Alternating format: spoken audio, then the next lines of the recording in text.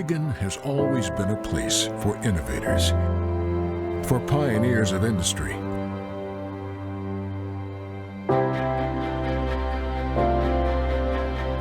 for those willing to test the boundaries of science. And those innovators have been good for Oregon, generating billions in annual revenue for state and local governments, providing funding for education, housing, and to fight climate change.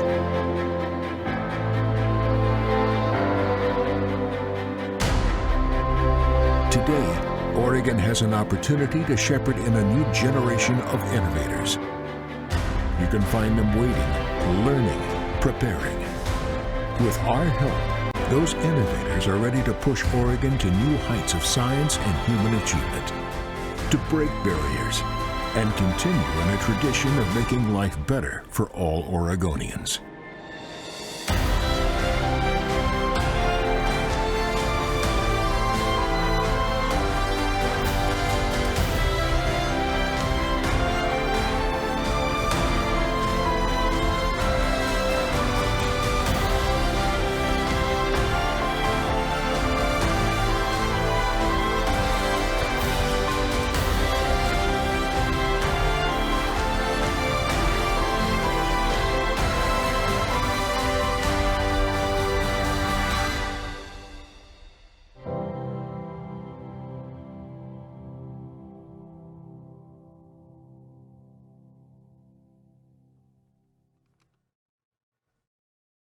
Is there a podium? Oh, great.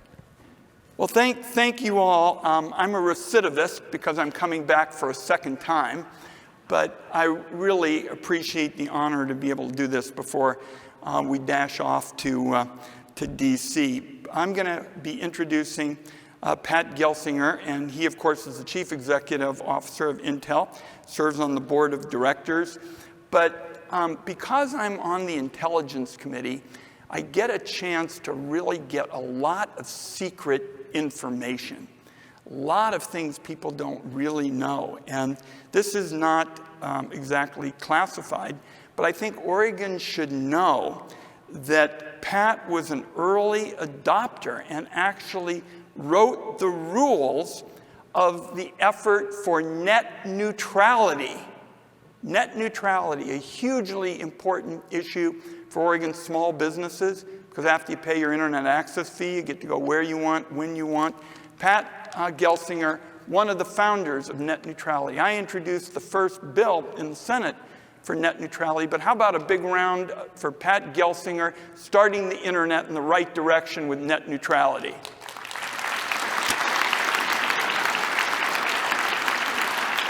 Now, stay put here, Pat.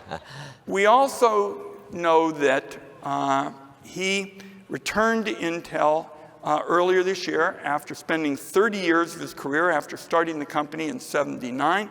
It is really good news for all of us because we all want to have a domestic, industry, as I touched on earlier. You can't have a big league economy without advanced chips. And this is good news for us as he leads the company in our state in the effort for worldwide chip infrastructure with its headquarters in Oregon. So we understand that this is going to be a set of choices. You can go various places and set up your operations where you choose. Pat and this company have made the commitment to make that choice in Oregon, to make that choice here. And I think as we look at the revival in our state, because the pandemic was really hard on us in many particulars, and that's another time for talking about all that. What we want to do is be looking at the future. And to me, with Pat at the helm, we've got a chance for a significant growth spurt in high-wage, high-skilled jobs. Pat, this is our summit. This is a chance when we lay out the agenda, and you're getting a formal welcome back to Oregon this morning. Welcome, Pat Gelsinger.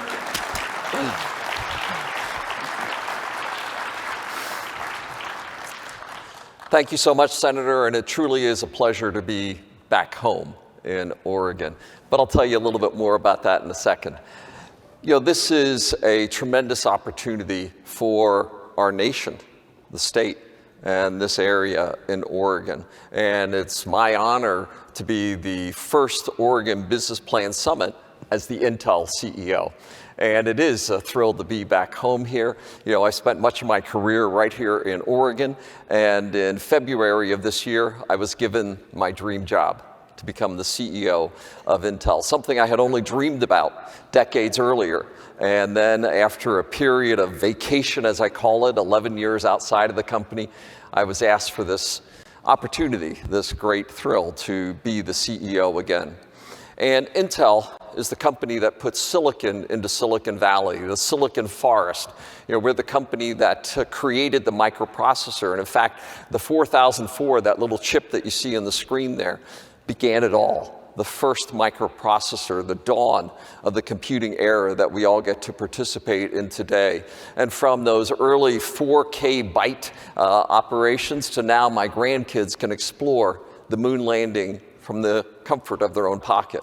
It's just amazing what we have accomplished, and this technology is advancing and becoming more influential in every aspect of our lives every day. And since that time, Oregon has played a dramatic and special role. We spent as a family over 25 years here in Oregon. And that early ugly picture of me and the role that Oregon has played as a critical site. Up on Mount Hood, I taught all 4 of my kids to ski. We had a vacation home in Sun River. We would go there once a month and enjoy Mount Bachelor. We had so many special memories here. I'm still a avid and highly biased to Tillamook cheese. My favorite is Tillamook vanilla bean ice cream today. If a good Saturday is Stumptown coffee and a voodoo donut, right? This is just a special place on earth that you all have here. But it's also a special place for Intel. And we've had incredible opportunities as a company to make this home. And some companies, as I would say, come to harvest. We come to plant and farm as we're here in Oregon. And Senators Merkley and Wyden have been extraordinarily strong advocates for our industry. And by the time we finish our discussion today, I hope you will come to even more deeply realize how critical the relationship of Oregon and Intel are for the future of all technology and for our nation. And it seemed like a trivial moment 50 years ago when we first did our groundbreaking off of TV Highway. And if we think about that moment, it was, some crazy startup company from the Bay Area is starting a little outpost up here in Oregon. And wow, have things changed in the 50 years since then. Then a personal computer was a luggable at just under 50 pounds. Today you have 10,000 times the computing capacity in less than 2 pounds. And as we've increased our manufacturing capability from little 3-inch wafers, to now tens of thousands of 12-inch wafers, and Oregon has delivered over and over and over again since that first groundbreaking moment. And when you go and visit our site now, it is awesome. 21,000 employees for Intel in Oregon. Did you hear me? 21,000 employees for Intel in Oregon. We've added 3,500 to that number in the last year alone. The level of investment that we have put into the state, the hiring, the participation in the universities and the communities here, and the supply chains that we bring here. The incredible thing about manufacturing is every time I put a job in place, all of the suppliers have to show up. All of the support personnel have to show up. And on average, somewhere between 5 and 7 jobs for every job that we create is created in the state. So greater than 100,000 people are associated with this industry. This is huge. And it's not all PhDs. And yeah, we have some of the best PhDs on the planet, but it's also construction workers, it's technicians, it's support personnel, it's the teachers in the schools that we need. These are extraordinarily good jobs and an extraordinarily good industry. And we see this happening over and over again. I started at Intel myself when I was 18 as a technician with a 2-year degree. And now I'm the CEO of one of the greatest Fortune 50 companies of all of history. We believe very much in creating, farming, training, and developing this talent.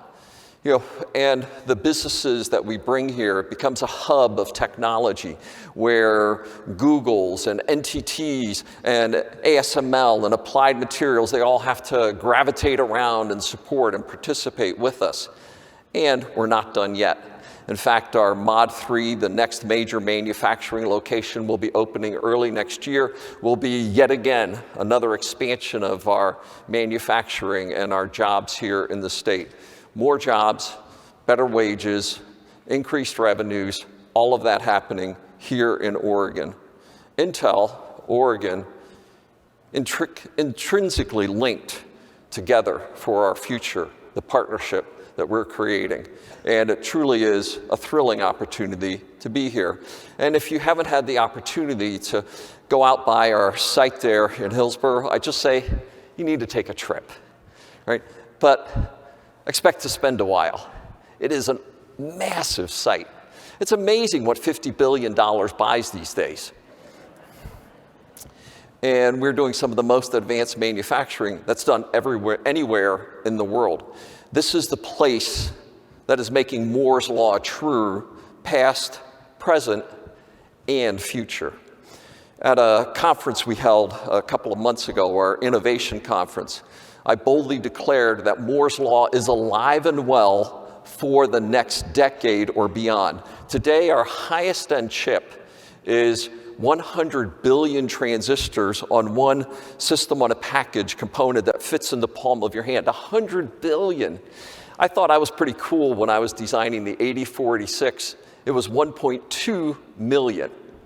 Now we have 100 billion on a single chip. We declared that Moore's Law, this doubling of transistors every 2 years or so, is alive and healthy for the next decade because of the innovations that we're doing here in Oregon. And because of that, by the end of the decade, we'll put 1 trillion transistors on a single package.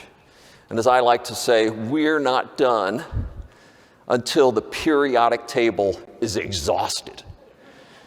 Because we're going to keep finding chemistry and innovations in atomic and molecular structures that allow us to keep pushing the edge. We will be relentless in our pursuit of such innovation.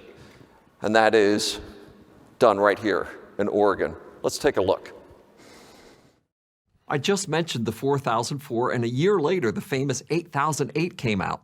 So I thought that would be a good place to start.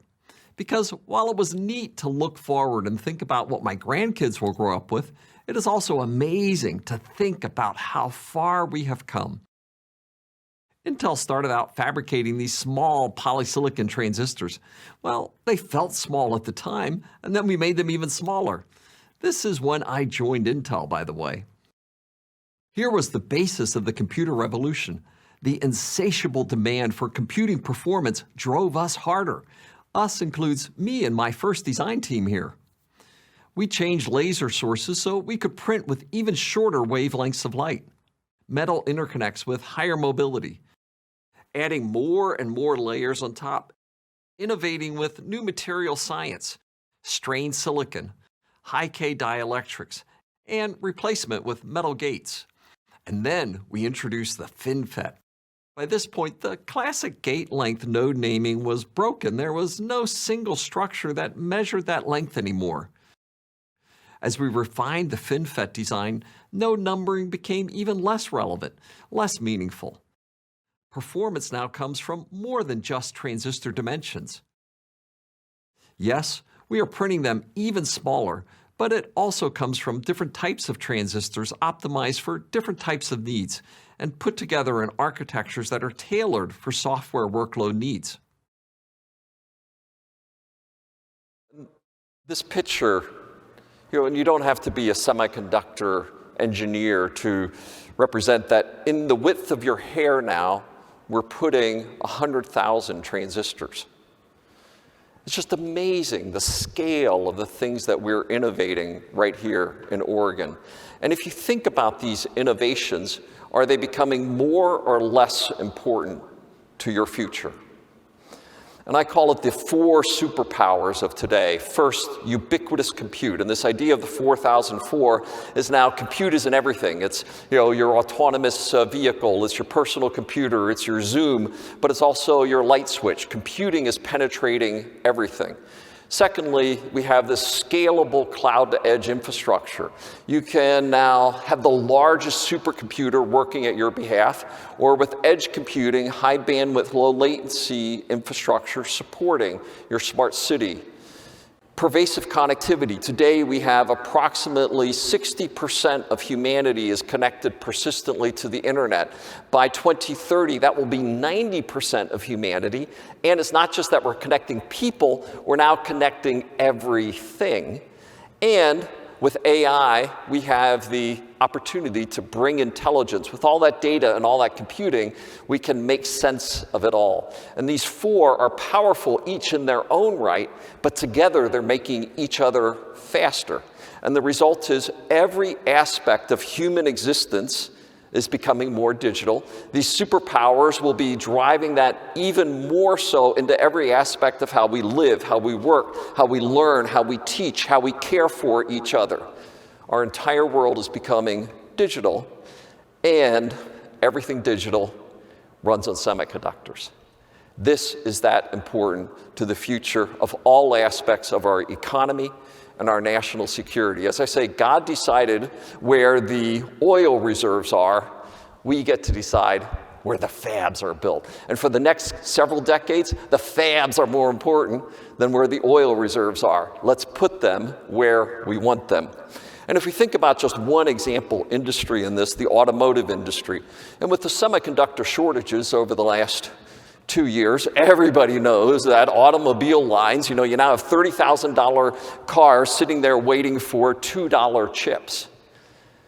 Today, the premium auto is 4 to 5% semiconductors. With the advent of EV, electric vehicles, and autonomous vehicles, that number is expected to be 20% by 2030. A 4 to 5x increase in the semiconductor components going into every car. So you thought we had shortages now? You thought this was a big issue today? You ain't seen nothing yet.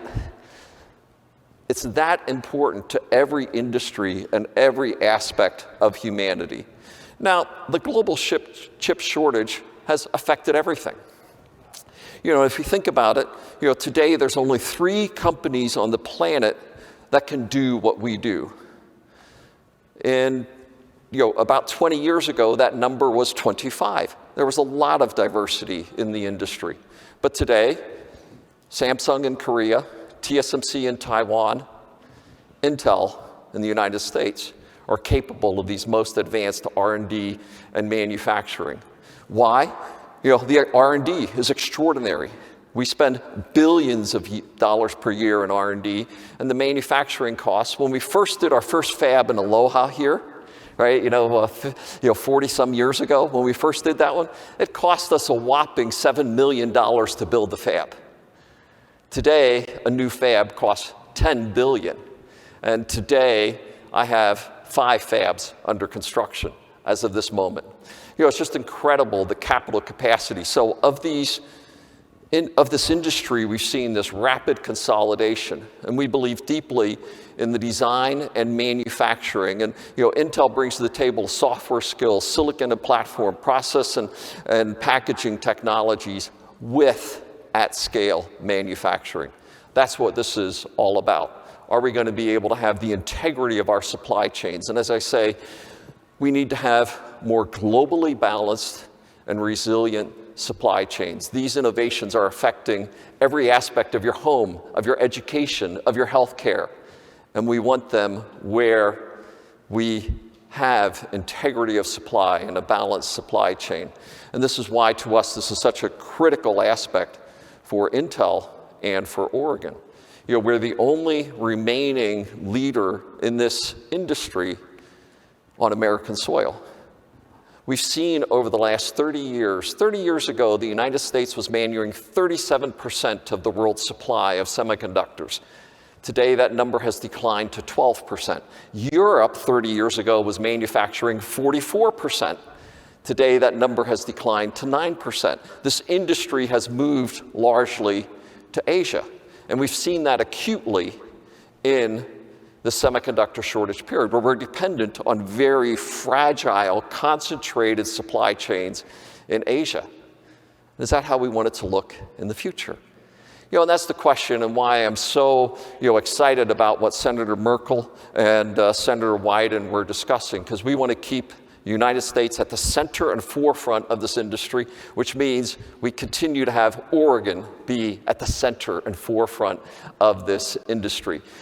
You are one of the best positioned states in the nation to continue to build this out.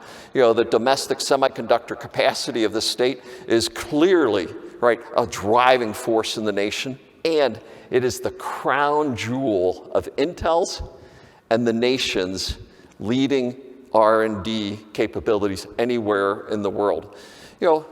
But as the senators mentioned today, we need help.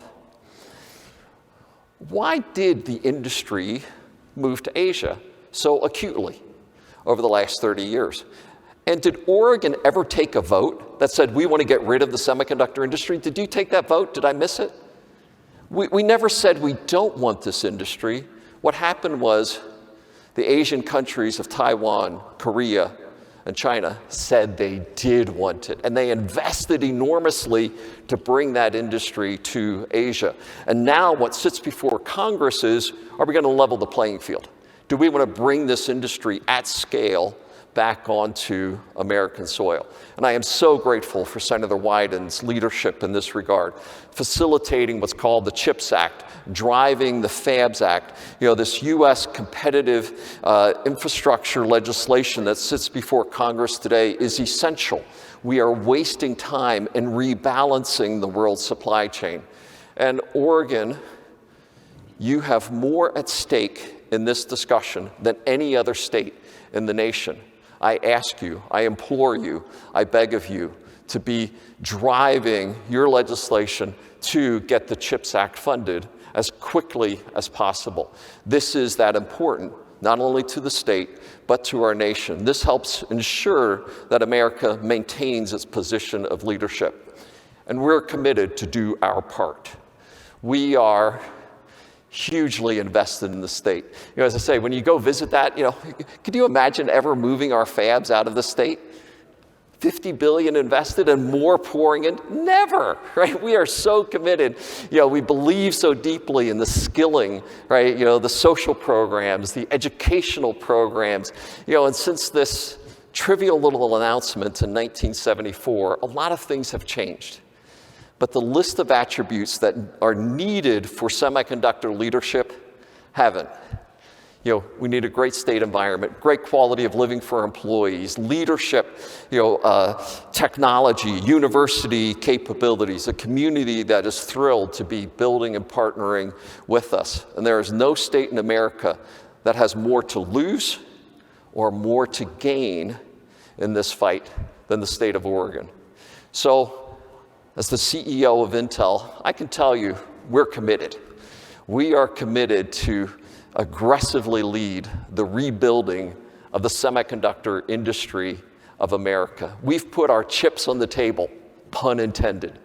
We're already investing heavily in the build out of our manufacturing.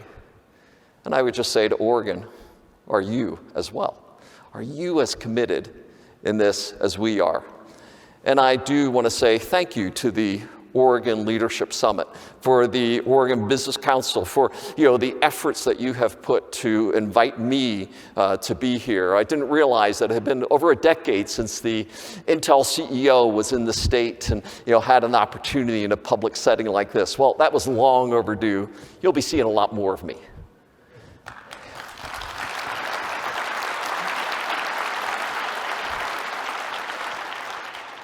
And I want you to know that Intel is focused, and I as the CEO are focused on restoring this industry, just as you, the renewal, the resilience, the balance of the global supply chain, because we fundamentally believe that this is that important to our nation and to humanity. This is our mission, and we're going to lead it because of what we have built over the last 50 years in Oregon. We look forward to working together to achieve a dramatic turnaround in the footprint of manufacturing, the restoration of unquestioned leadership, because we believe we are planting the seeds for generations to come, because every aspect of humanity is becoming more digital, which means semiconductors is essential to every aspect of our children and our grandchildren's future. And because of that, we are on mission to accomplish that. And I am so grateful that Oregon is going to be part of that journey with us. Thank you so much.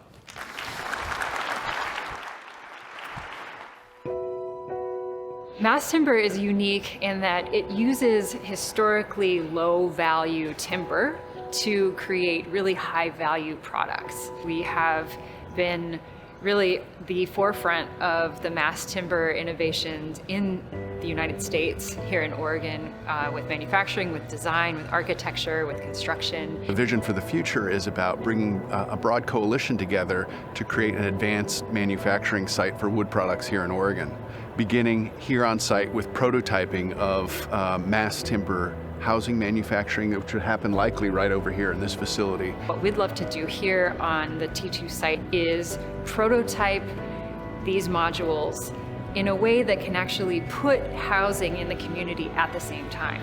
We have a housing crisis that's been building for decades. Corvallis, Salem, Eugene, and obviously the city of Portland are cities that have experienced a tremendous growth on new talent that comes to the cities. But also with that, you will experience, housing prices going up. We see thousands of people that sleep on the streets every single night. It's time to get people into housing that they can afford, and it's time to revitalize our communities.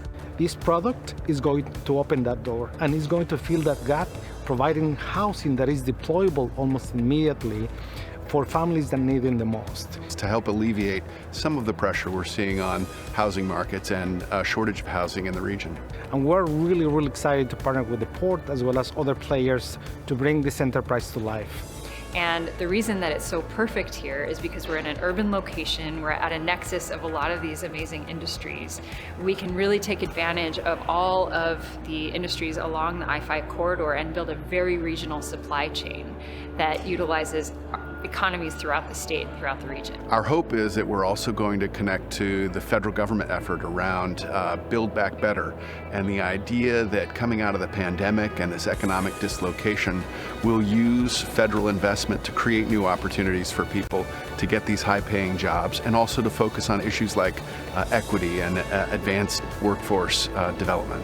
What I see is the opportunity to take climate solutions and housing solutions and have them be the same thing.